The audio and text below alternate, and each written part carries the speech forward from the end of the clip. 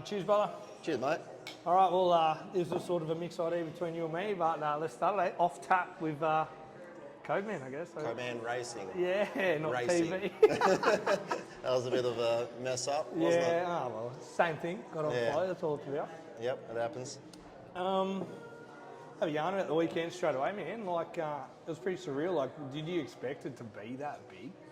The high limits, I knew it was going to be big. I just didn't think it was going to bring the sort of the crowd and the atmosphere around it. So, yeah, I got there and obviously seeing the numbers of people walking through the gates and seeing the calibre of drivers that were actually at the track at the time, I was like, this is going to be a pretty big event. And yeah, it definitely showed in the atmosphere later on in the night when they were doing the driver announcements and all that, how big it really was. And yeah, it was something to remember. And I don't know, I don't think I've ever been to another place or a venue where you could see the crowds really getting around it and, you know, making it feel so special.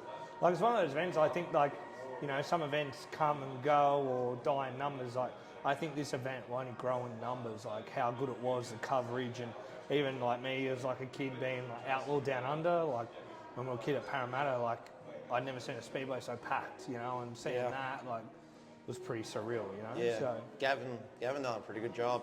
He's been talking about it for a while.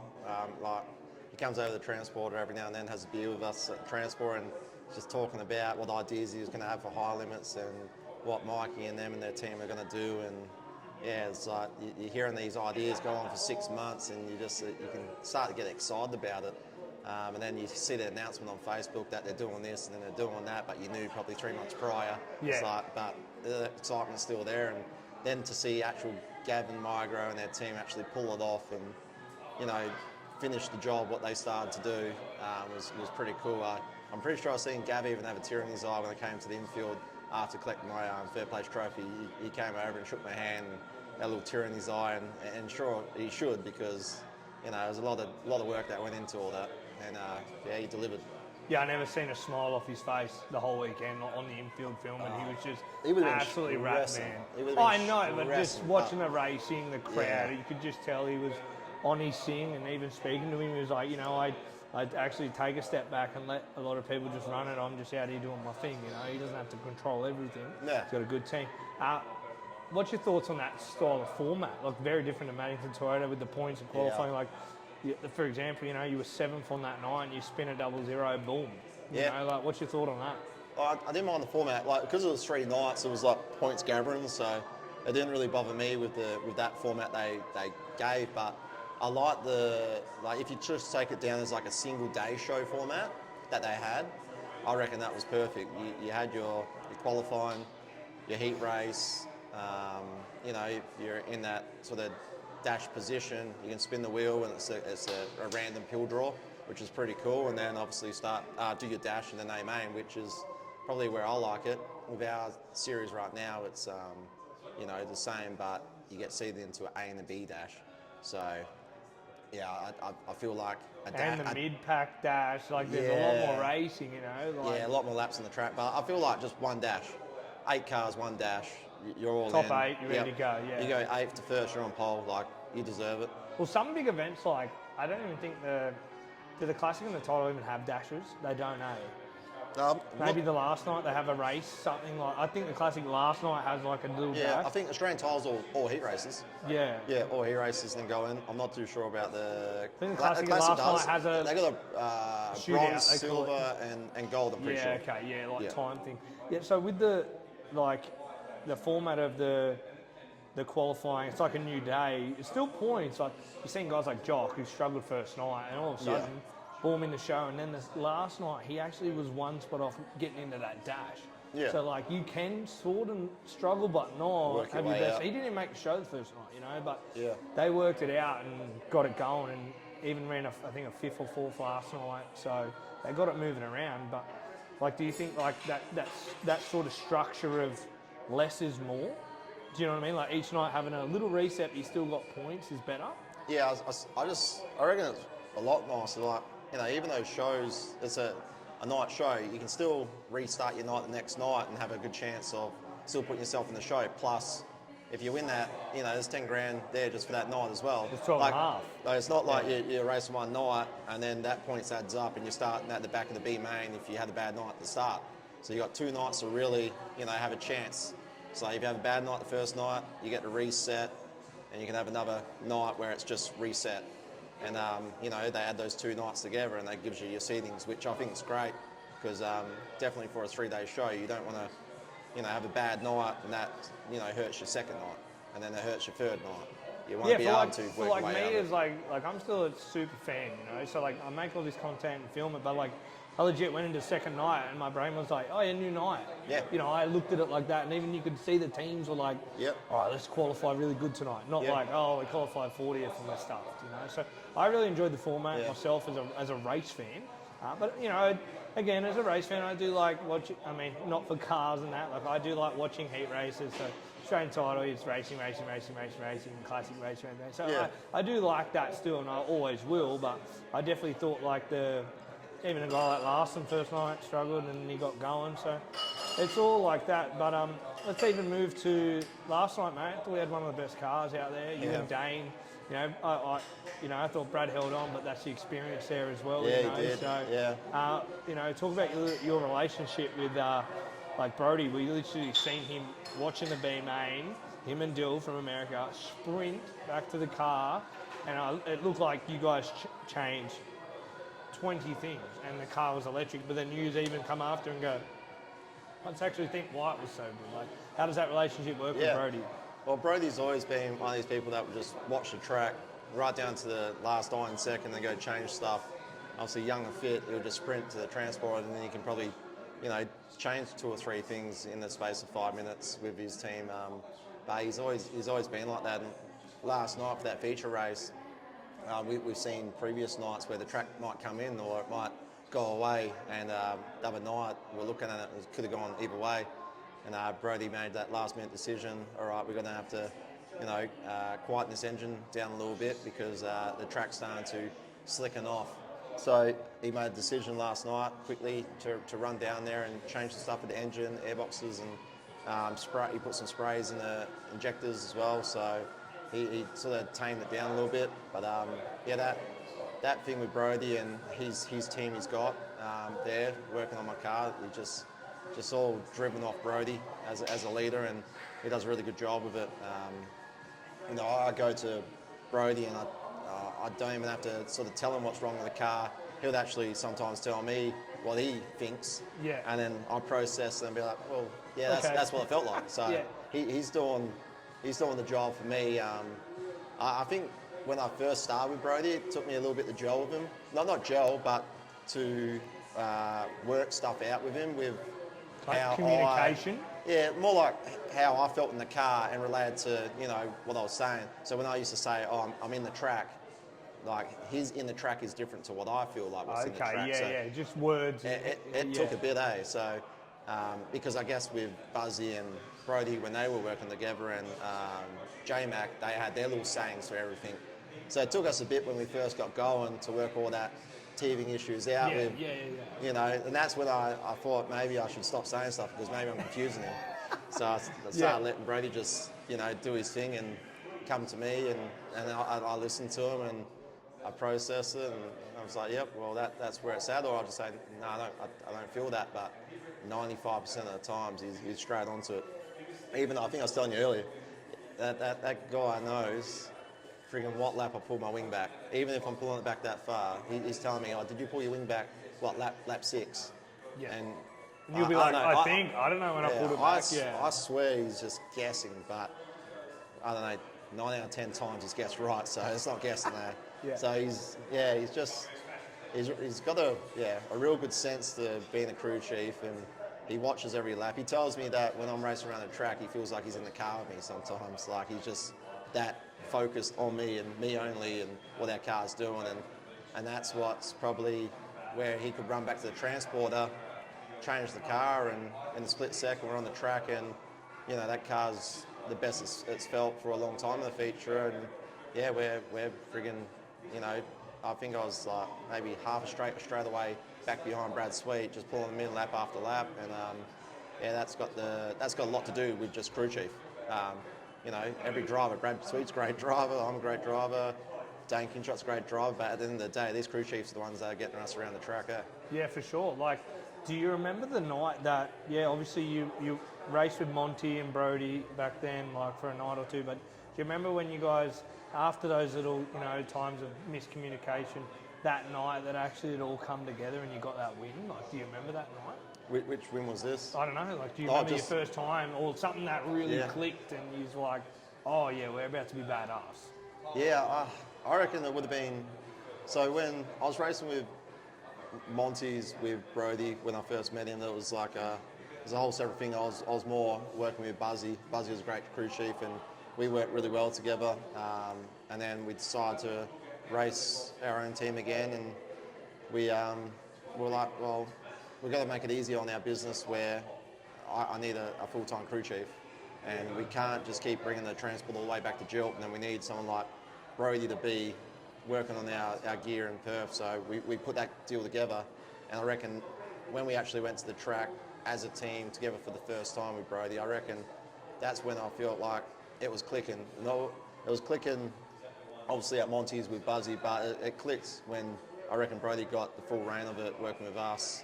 And we went to, you know, we probably done 3 meetings together as Brody had been the full crew chief back then, and it probably took 3 meetings for him just to figure me out, like I was saying before, with words and bits and pieces. And then there was that, I think it was a race when we ran with we still say it now, with Tyler Courtney at the Motorplex, and he was running in the Monty car. Yeah. So Tyler Courtney was in the Monty car, so we were racing against his obviously that team that he used to work for, and he turned into a beast that night, I reckon. He turned spanners. He wanted to beat them. He said, I don't know, Frazzy, he said, just make sure you beat this fucker. We need a win. And I remember being in fourth with 3 laps to go. I was in fourth place. I had Tyler Courtney leading it. He was off. We had Dave Priolo and Taylor Milling.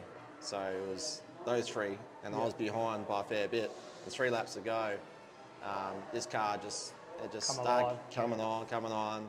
I touched the wing, pulled it back a little bit. It just laid back in the track, and I just felt like, okay, I just feel like I'm running a heat race now. Yeah. And I think within 2 laps, I passed Taylor and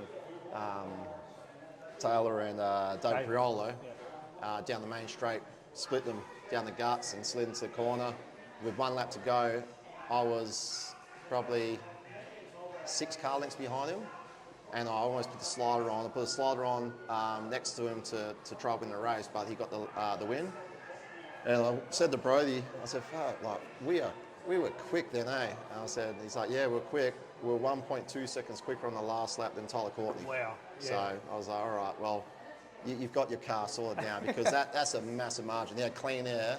We had to split cars plus, you know, do that lap. And that's probably the time I said, all right, well, this not kid, but this adult is he's, you know, really finding his feet with our team now. Yeah, so exactly. that was the first time I thought, wow, we've got something special going on here, and we've just grown ever since then. So when you say like working with Brody, like who else is like a big part of your racing career? Like obviously you got Shani, you got Mum with the merch now. Like, who else is helping with the team each night?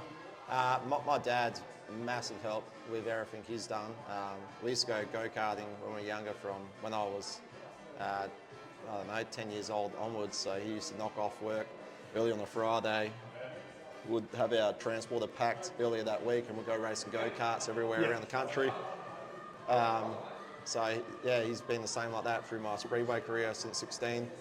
Just me and him on the road, go race, and obviously it got a little bit hard for me, him, and a few other people. And we got at the time he was a kid, pretty much. Was it dirt go-karts or asphalt? Bitumen go-karts, yeah. And then we needed a bit of a hand on the road when we were racing sprint cars, and Nathan Fowle came along, and he was a mate of mine in Gilton. And as you call him, Nate Dogs? Nate Dogg was his name. Yeah. So he's a mate of mine, and we used to play a bit of hockey together and all sorts. And he just said, I like the speedway stuff, and wanted to have a look at it. So our first meeting with him was up in Bunbury, Yeah. had no idea what the sprint car was really.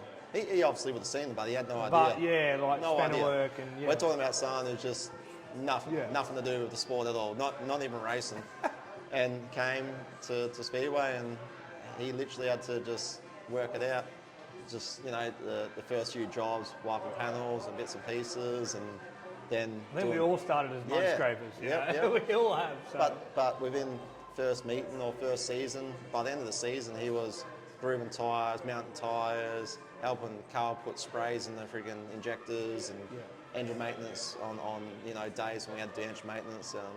He enjoyed it that much that he sort of self-taught himself, and he started put himself towards it. Started liking every Speedway page, every sprint car page, and started learning like, well, this is something pretty cool that he likes, and now he's been across to America and helped people, and he was a massive help, and he still is a massive help in our team. And Brody Moller, and we got Lawton and Dylan. Yeah, I was going to ask you about that. So how did that deal come together? Obviously, you ran the 39 America and the Pennsylvania, and Lawton worked on this year Tanner Thorson's car, and now he's going back to work on the Jason Myers. Jason Myers. The Jason Myers Spencer Basin deal. Like, how did that relationship come about in the States? So we had, it was last year's Speed Week. We had a good opportunity. We ran pretty well at Speed Week last year, and we got a message on Messenger from a guy called Kevin Fry over in the States, and he pretty much said to us that, hey guys, we've got a couple of cars here if you want to come over and race our stuff. And I talked to my dad and I said, what do you think about this? Like, this is the sort of stuff I would love to have when I was 18 years have old. A crack at it. Yeah, but obviously I was 30 years old. I was like, my dream sort of fizzled out a long time ago. So we just decided, hey, let's go do it. So we flew over there to go race, and we had nowhere to stay at that time. It was all just like, hotel open seas. We didn't know what was going on. No idea. So they, Kevin Fry said, I'll try organising your accommodation before you come over. And the Smith's family, which is Stevie Smith's wife, Joanne, she said, the boys can stay here in the back of the house there. They've got like a big donga. Yep. It's got like 3 rooms in it, and we stayed in there. And obviously, Lawton's is the grandson of her as well, so he was there around the house. And Dylan Norris was working in the shed in that block as well. So he was working in the shed on his own cars because he races in PA, and I was racing with him over there as well. So it's where Smith Engineering first started. The number 19 Smith Engineering started. So we're actually at the place where the Stevie Smith. Where it all that started. Legendary car, the Black 19. We all know about that. So they showed us around. There's a shed for it was unreal. There's a shed for the shocks. There's a shed for the engines. Shed for the engineering. There's they were showing us photos. It was insane. Like absolutely insane. So we had Dylan Norris working over there. They had their little house there with Lawton, the parents just were staying. Race cars everywhere. Grandma's house is up the top there, and our dong was there, and we got to know them when we were racing over there. And Dylan and Lawton were pretty much through all that. We're just hanging out, kicking the AFL ball around. What's this thing? And kicking the ball, and teaching them how to kick it. Just got a good relationship with them, and those 2 boys are just unreal, like really good people. So. Got that relationship with them, and I got the opportunity to race with the Americans over there with Kevin Fry, and jumped in their car, and those boys came and gave us a bit of a hand, and it was just a really good sort of area where we stayed. And obviously Lawton was working with Tanner Thorson at that stage as well, but when they came to PA, there was another shed there, that's where they stayed. Cool. It was just a big carnival of friggin' Speedway people in that town. We're staying in New Oxford, which is a tiny little town, but it's just Speedway heaven. It looks tracks unreal. everywhere around it. It looks unreal, So, plans to go to America yourself again, or like you got an itch, or like what's the go there? Yeah, I've had a few opportunities, like messages on my phone that, hey, come over here and we'll race and do this and do that, but just the first opportunity I got over there, I felt like we jumped into it a little bit too soon, and it just, I'm at this stage of my life where I'm just happy doing what we're doing at the moment, but definitely want to get back over there. We actually... Would you go to PA again or try maybe something else? I probably would have gone back this year, but my wife's pregnant. We're having a kid, so everyone knows now. We're having a boy, which is due in May, and usually their season kicks off busy, June, right July. And my wife, I don't know, she supports me that hard, but I just can't. No way, I agree with that, man. 2-month-year-old boy. If it's anything like me. With Marley, she's a handful. So. Yeah. Bloody hope she's flat out, eh? So, definitely need to stay for this year. We actually, when we were over there, we were setting up a shed at sort of getting it ready to go. At their place, at the Stevie Smith's. Yeah, okay. So the number 19 was working out of the shed when he was racing flat out. In PA is a shed that we've done up and we're going to race our stuff out of. Yeah. So we painted the floors and got everything all ready. Ready to rip and obviously, whatever happened. Yeah. So we'll go back. We'll go back next year. There's definitely plans to go back next year, but just have to make sure it's the right time because don't want to put stress on anyone with that sort of situation. Yeah, sure. And so you're coming east very shortly. What's the plans there? You are stopping in at Sydney for the 2 nights? Yeah, we're going to go pretty much finish Speed Week here, wash, clean up, get our stuff ready, and then head straight over to Sydney. I think... 17th, 18th? I think it's 17th, 18th, and we're going to race that. And we were planning on just driving through the night and getting straight to Warrnambool. But just talking to the team, if it's just too much, we're just going to chill in Sydney, spend maybe 2-3 nights there, and then race Avalon. I think it's Avalon. Yeah, I think it's President's Cup, if I'm wrong, or whatever, the 22nd, I think it is. Okay, Run Avalon to, I think you're going to do all of them? Like, you know how everyone goes Mount Gambier or something? Avalon, Mount Gambier, the classic. You're going to do Tolmere? Apparently that's on. I don't know if they've released it. 29th, I believe it is, So we want to definitely race that, then that to Murray Bridge, Australian title, and then go home and then straight back into it. Then you got your Barbagallo, you got what else is over here? There's a few other Barbagallo, we got the Crookie Boys. Yeah. There's a few other events, but I think there's like maybe 5 or 6 events that they, fit into a short space of time. And I think there's going to be a few over east people that probably follow us back here. I think. So like last year we had, good handful of over east people. It was Jock come over 1 or 2 and looked good. And Lockie and Hallett, and I think a handful of them came over, which is pretty cool. And it's been pretty cool actually to see Ryan Newton go really well. That first night I see on the 19th, he's gone well. And well, he should have joined the series. He'd nearly be he'd be up the top of you and kick Dane for sure. We were talking the other day, and he just said to us that if I've actually done all the so he's done every round. Yeah, I know, but if he signed up for it, but he signed up and then came to the media day, he would have got the 150 points, and he'd be coming third right now. It's crazy. But even then, he said I've got to go to Toowoomba. He's got to do some shows there, so he would have missed that anyway. Yeah. But he's a good peddler, eh? Oh yeah. I think he won didn't he win like first night out or something? Yeah, 19th. You won the one on the 19th, and I was here, so I was like, East Coast baby, let's go. Yeah. Like we just did move away from racing. Like what's your background? Sports. Did you play any as a kid growing up besides racing? Like, what'd you play? I played that many sports when I was younger. We were in a small town, Geraldton. So my dad used to work. So what's your actual? You were born and raised in Geraldton, or no? No, I was born in I was born in Perth. Yeah. And then we were actually living in Iniabra at the time, which is halfway to Geraldton. So a little small remote town. There would have been maybe 40 people in the town, 50 people in the town. Yeah. So I was born in Perth, went back to Iniabra, lived there for a year or so, and then we moved to Geraldton. And I've been there my whole life. So, and when we were in that town, my dad was doing a lot of FIFO jobs, so always doing like 2-on-1s, 4-on-1s, whatever it was. So it's just mum and my brother, and mum was a real sporty person, so she was like, I'm just going to sign you into every sport because that gives her something to do as well. Yep. And, meet a lot of people too, which is pretty cool. So we were playing basketball, hockey, football.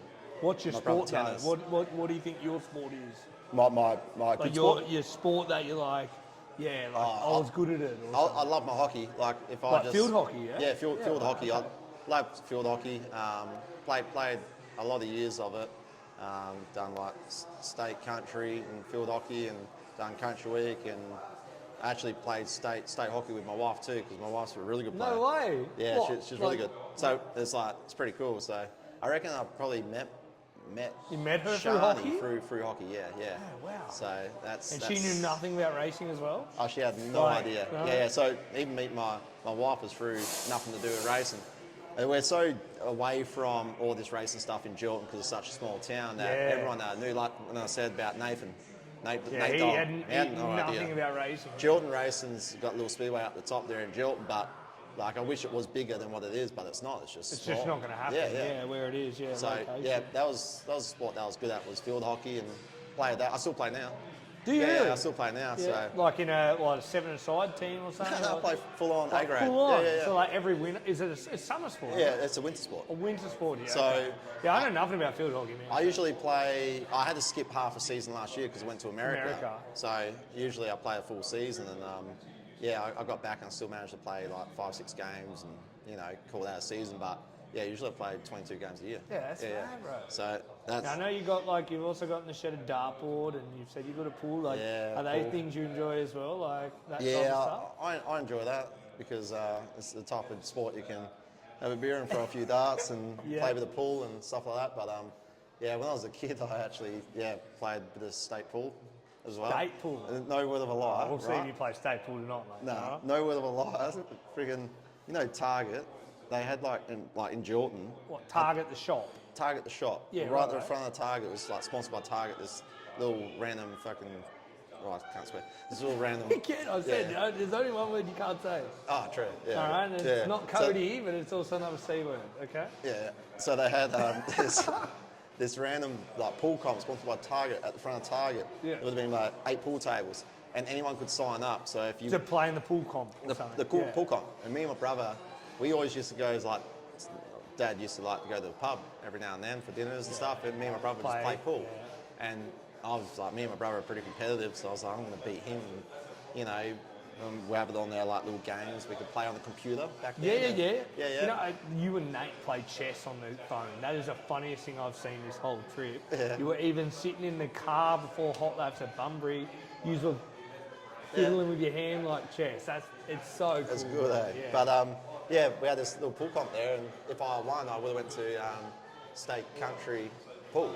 So, but the people that put the event on, they had all their players that were going to win. It's just like it was like more expo to people, but their players were going to win the comp and they were going to go. Up and go but it was public could come play too, and if you beat our people, you can go and take the spot. Yeah. So I went there, me and my brother. My brother ended up beating his division, and I ended up beating my division. Never played pool in our life, and they're just sitting there like, who are these guys? You've got to come with us now and come play in Perth, and it's It's a real thing now. Yeah, you screwed our system. So I ended up playing state pool in Perth. I think I got back then 8th in my division. Yeah. And then we signed up to the club after that. We played for 5 years. Yeah. Gave it up after that, but it's helped me when I got older. See a few people there who want to put a game on and put a few dollars on the table. It's always a good thing. Have a go, yeah. But it's that's the sort of sport I like. I like that. The other thing we sort of gelled over, it was the first time I come up to you at the Classic last year. I was just doing my thing, had me mum even filming for me and stuff. That was pretty badass. Mum's the biggest supporter of my stuff, but I remember I did know about you from a bar show. You're like, oh yeah, Codeman, I watch you play games. Yeah. And I was like, no way, this guy that's doing all right. So you're like, yeah, I'm a gamer. So you love playing video games or is it racing games? Like, what's your thing? So me and my brother, I still remember when I was a kid, my brother and I, like I was saying, Dad was working FIFO the whole lot. So my brother, in the morning, I used to sleep in. I was useless. I'd miss school if I didn't get woken up. My brother though did not sleep.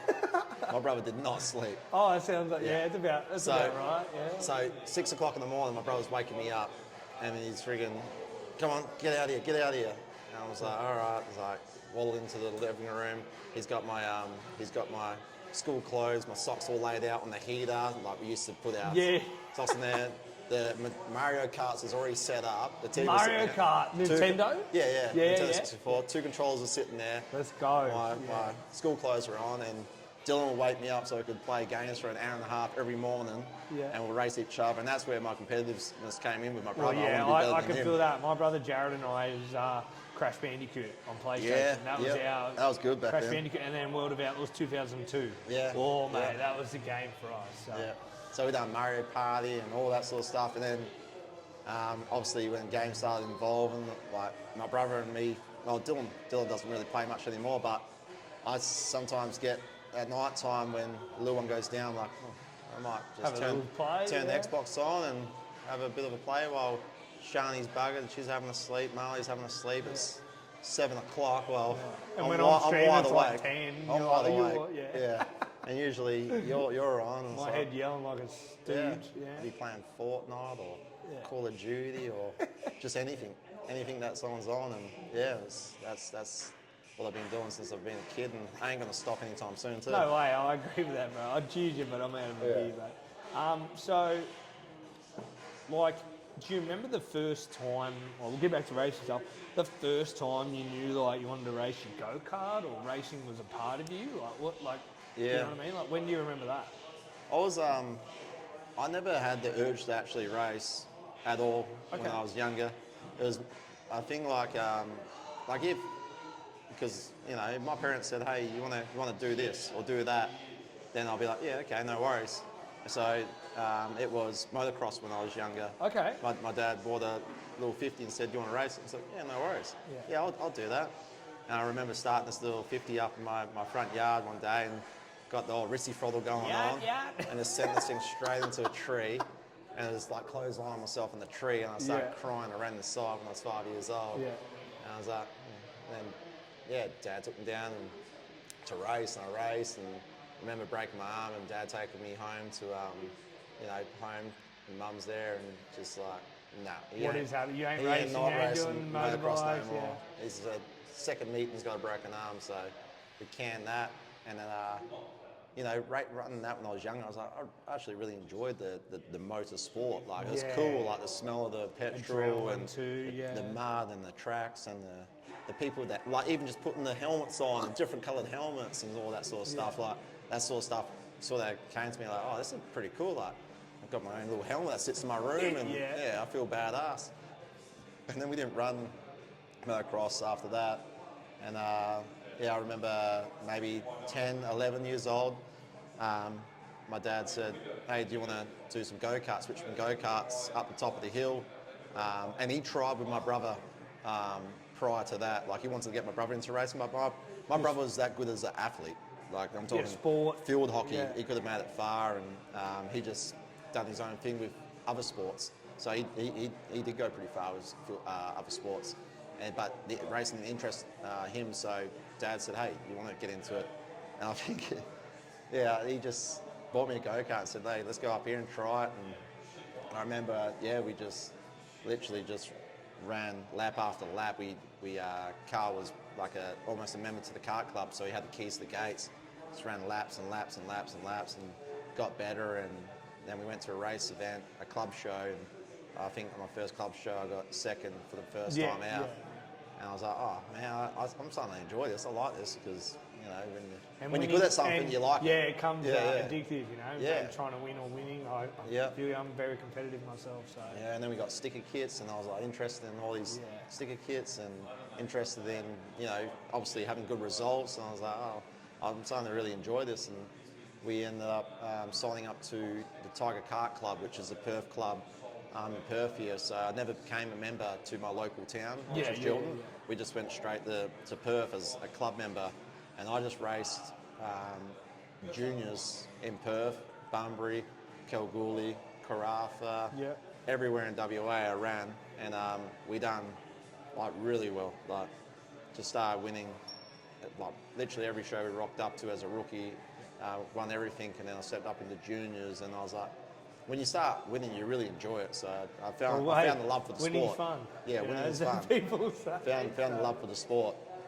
So go-karts is really what sort of edged the way for my racing career. And I ran go-karts all the way up until I was 15 years old. Yep. I ran juniors, really successful in juniors as well. I ran over east. I got one highlight. I got to run Scott McLaughlin over in Geelong. Wow, that's Yeah, great. it was good. I ended up like taking everyone out in the first corner, but he won the whole event. He was good. Yeah. I mean, he's not a bad peddler. Yeah, he goes all right. So, yeah, we done that. That was probably my last year too. And then I got to that age where it's like 15, 16. It's like, all right, now you're a junior. What are you doing? What are you going Where into? are you going? Yep. And that gets very expensive, go-karts and bitumen and stuff like that. So I never actually, at that age, I never had any interest in even looking at Speedway. So you were like a supercar, that side, that was where you were going? Kid dream. So you weren't even interested in, like, did you know many sprint car races? No, like the people I was racing with, like my mates at the track were Bro Kostecki and Lewis Sutherland, Adam Marjoram. They're all like Bro Kostecki's. Just the bitumen. They're just going Bro that route. Kostecki's doing supercars. Adam Marjoram's running super utes. Like they're the people I was racing with and hanging out with at the track at the time. So I didn't even know what Speedway was. I still did not know what Speedway was when I was 15. Was he involved in Speedway at all? His mates were. He had a lot of mates that used to hang out with Kendricks and bits and pieces back in the day. So he sort of had people that he knew in the sport. But even then, I still sensed like my dad didn't even want to do Speedway. But it was a hard decision for him because he didn't want to do go-karts with me and for the rest of his life doing what he was doing. He's like, I'm talented, let's try something. And it was either going to be, he gave me a choice. Well, he said he gave me a choice. It was Formula Ford or sprint cars. I'm like, well, where did it come from if you weren't watching it really or involved in it? So Formula Ford, I knew what it was. I was like, oh, Formula Ford sounds good. Yeah, that sounds good. It's like not the cheapest. And his I mean, sprint cars aren't, but and his answer was, oh, well, nah, tough luck. I got a sprint car already, and it's almost here. And we bought off Alan Nash, and it was here the next day when he told me. Yeah, we're running a sprint car battle. Yeah. So Alan Nash drove a 360 transport. He's transported with a 360 in the back, and it was coming to Gilton the next day after he told me. So we got dropped off in our yard, and I remember I wasn't even 16 yet. I was 15, and I've gone in this big paddock that we had around the side of our house, and I've lit this thing up. And I'm just foot into it and just staring at it sideways, just dirt going everywhere. They're just waving at me, stop. Yeah. I'm just like, this thing is sick.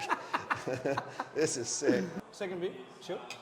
All right, the topic I really want to talk about is we touched on it the other night after we raced.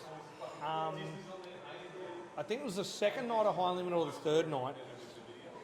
Obviously you wanted to win, but you just felt like I wanted to race more, and then you brought up World Series that you were actually going to do it before COVID.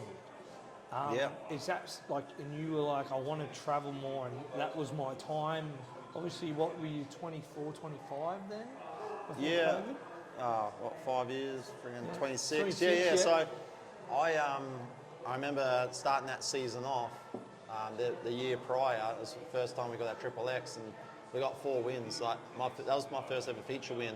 Was that year, and I got 4 that year, and I'm like, oh, we just had a great season. I think I got 9 podiums, 4 wins, and I'm like, all right, guys, we're ripping. I remember my dad saying, hey, we're going well. Let's keep pushing this. And then obviously, in 2019 season was coming, and we're like, all right, let's do this. Let's get into it. And I think you've never been east at that point at all? Never seen a track on the east? Not even east. I don't think I even went to Darwin. Nowhere. So we're like, the only way you're going to learn is do World Series. And I remember Jason Pride and Daniel Harding and all these locals here, the Crickies and Diamond Bay, and everyone was going like, well, we're just going to slip in and we'll just do the same, follow them around. And yeah, COVID came along, and it just like it wiped it out. Sort of just ruined that whole idea of us even trying to do a national racing. So then we just had to pretty much move that aside and just kept on racing locally. Next year we won 7 feature races, won the series championships, and they all came about. But yeah, it literally has always been a dream of mine to do what World Series was doing back in the day, actually be a part of a national series. And yeah, I felt like just my right time of trying to do stuff just got sort of taken away a little bit from, You're not the from only that one, day. like, besides racing, but life in general, mate. It was a big whack to a lot of us. And so, obviously, if you're going to do it now, it's a little bit harder because, obviously, there's a lot of schedules butting heads, and you got high limit. Now you've got the Sprintcar Speed Week at the same time. Like, Yep. like, if there was a national series, like, I don't know, would you be up for if they started it early October to run it, say, early December? I don't know, like, Yeah. it's hard to, because Mannington's running their series, and, you know, everyone is sort of excluded to their own thing, you know. Obviously, everyone works around the classic and the titles still, Yeah. but... I feel like our national series would be a lot for crowds and for people watching and for selling out bigger venues and all that sort of stuff. It would be more suited around when the Americans are done over in their series. So, like, just to line it up, all right, Americans finish up So their it has schedule. to be like at least November-y, because Charlotte with the Outlaws, so it is tight. you know? That's what I reckon. Like, all right, but I feel like if we make our series so good over here, like High Limits have already, I think High Limits has sort of finished theirs up a little bit earlier. Yeah, they maybe. are earlier, yeah. So they've almost made their series lining up with what we're going to do over here in Speed Week as Yeah, well. Where I okay. feel like, all right, well, you know, if we put on such a great national series, like again, which I think we can, that High Limits will actually maybe go off the back of what they finish there, then they might have a month break or 2 weeks break, and they'll come over here and they can run our national series, which I feel like, you know, that would be the perfect scenario for us, and run it for maybe a month or 2 months. It doesn't have to be long, eh? Like, Yeah. like it could be a short, sharp thing, but Yeah. it's a start. And, like, you know, you could maybe boost, like, again, this is what I'm not a politician. I don't get into crap, right? I don't know what goes into running a speedway. I don't know how much money Yeah. works. You know, I'm not to say they should do this, they should do that, because I don't know. You know? But, like, just the general population of me goes, well, if you have less shows and you get the right sponsors, maybe each Yeah. show, you know, you do 4 weeks, four Yep. shows, maybe like you could get 4 really big shows, and it could even maybe tie into the High Limit in Perth as the last Yeah. one. I don't know. Like, Well, Brad Sweet was saying that last night when we were on our little podium speech thing that we'd done with Mannington Toilet. He was saying last night that, you know, I said, you know, High Limits was unreal. Like, you know, 3 nights, he was stoked about and the he was, event. he was stoked. He said, he said, but yeah, that's what we tried to do in America, but we'll do that, but in 20 spots. Yeah, 20 key 100K festivals. races, and it's just festivals. It's 3 nights, 3 nights, 3 nights.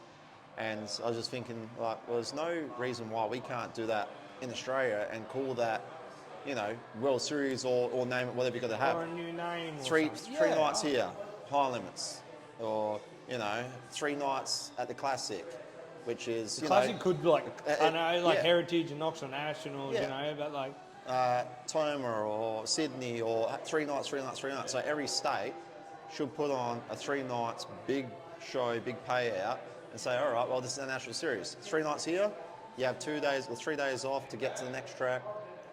Next you track, make it next like, track, yeah, next track. like here's our 4 weeks of Yeah. awesomeness, and all the rest you just race your Maddington, you race your that. But you wouldn't have to change up your schedules Your at all. normals, yeah, Because that's, you know, like, okay, the Classic, well, that's your date because everyone knows it's your date. And Australian title does we'll, change, We'll, like- we'll have those points for the national series that we're running.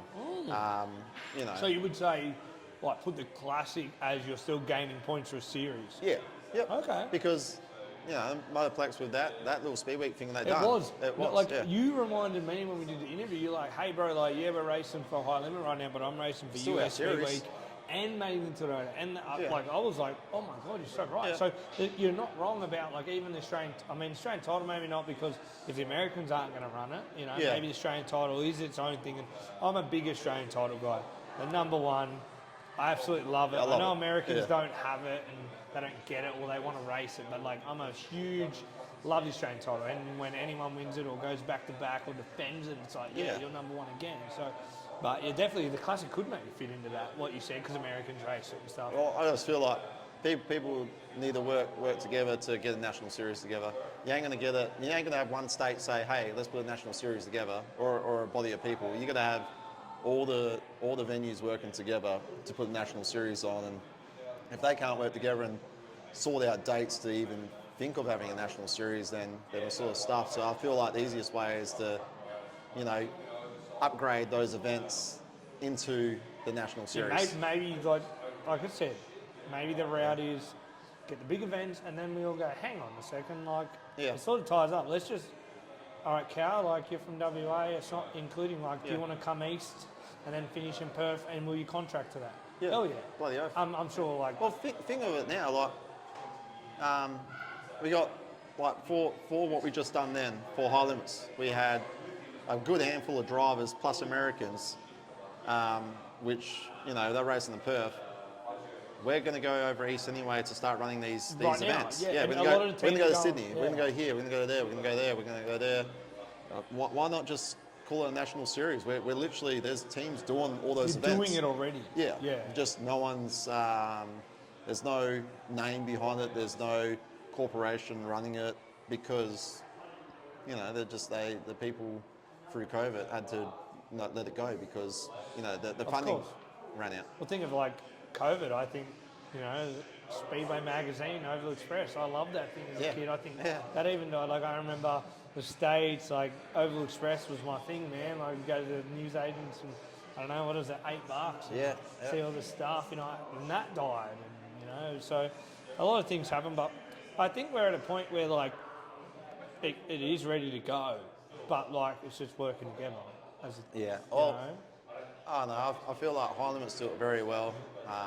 They're a part of our Australia racing already. They are part of it. For what, 2 more years definitely, Like it's a 3-year thing. I think it might even be longer than that now. Okay. So it's locked in, 110k next year, but I feel like the people that run it so well, we can take a lot out of what they do. And you got someone like J-Mac that's just come back into Australia as well. He was part of that series for so long. I reckon people need to start, you know, maybe talk to J-Mac, give him a call and say, hey, how can we run this thing or how can we do it? James has got a lot of friends and stuff he made over with the high limits, like Brad and all that. Yeah. I reckon these guys could even put on a high limit national series if they wanted to. And I would say the hype that our little 3 nights got, if they had that in every state, it would just go off. And also too, money to be made and money to be given out for prize money. Yeah. Well, also like on social media, I've seen that. I see a lot of American fans like, I can't wait for it to be race season. And in my head, I'm like, bro, we're racing here. Like, so like if we do maybe get the high limit name, they'll just keep following. And you know, like I commented on stuff like, bro, we're racing here in Perth, high limit. Yeah. Ready to go. We're racing.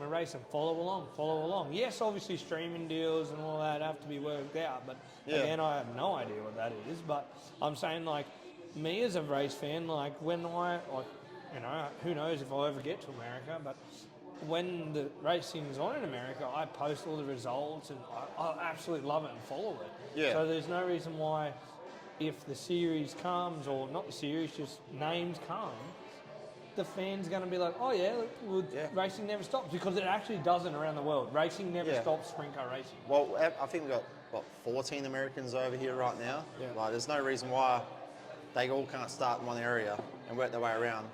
Yeah. Those teams, that have those other drivers over east, if they want to do it, they can start in Perth because they're coming home anyway, or we can start over there and come home this way. We'll fly into Sydney. You're there, Sydney. Yeah. And they've, that's their off season anyway. And imagine having 14 Americans plus maybe 20 the best in Australia, all rocking up to. Well, that's your feature. Tracks everywhere. Yeah. Tracks everywhere in the state.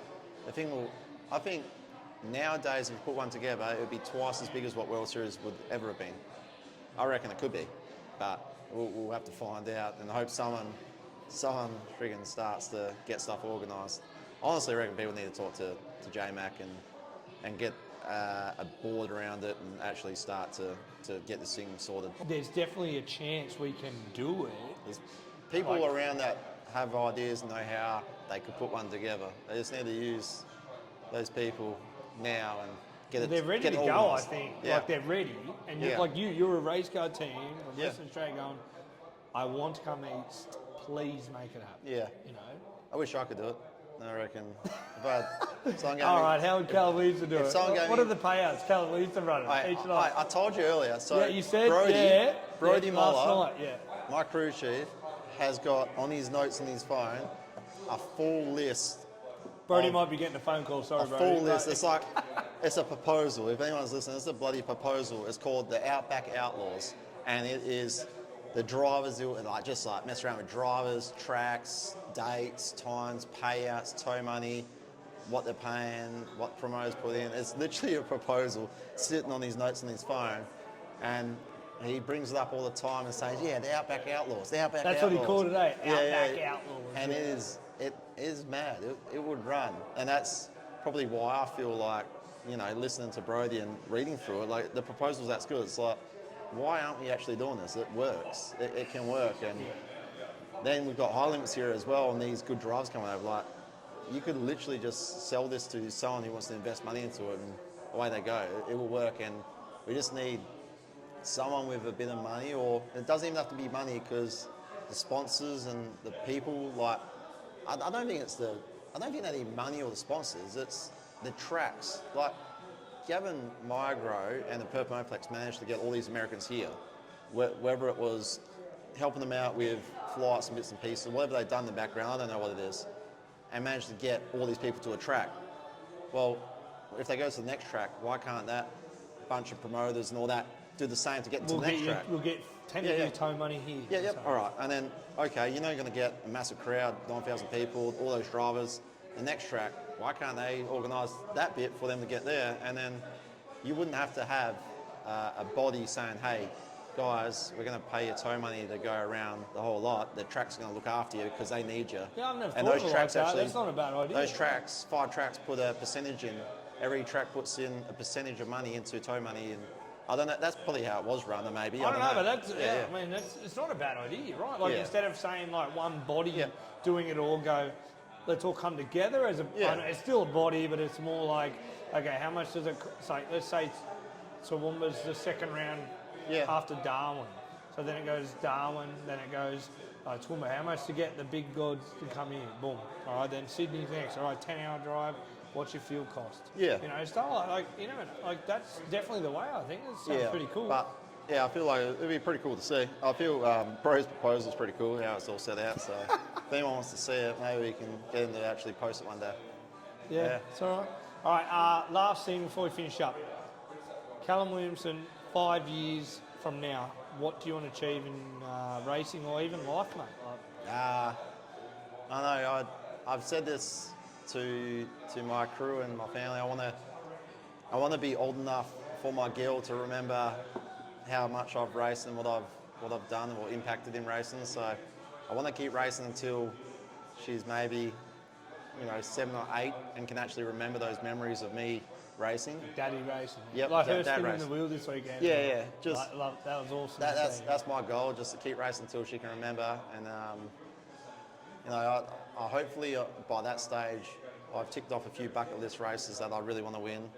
Either it's going to be Australian Tyler one day, the Classic, the Chariots, the Cricky Boys. Even I still haven't won the Cricky Boys. Been in the lead 3 times, winning Cricky Boys, no bad luck. Yeah. Just want to tick those off in the next 4 to 5 years, and I don't know. Definitely want to go to America and have one solid season. That's been my bucket list, my personal bucket list. That's something that I want to go there and actually achieve something, and be able to say to my kids when they grow up, hey, your dad actually went to America and done, not well, but he went there and raced well. Yeah. And that's probably where I want to be in 5 years' time. Yeah. All right, mate. Well, cheers. This has been awesome. Cheers.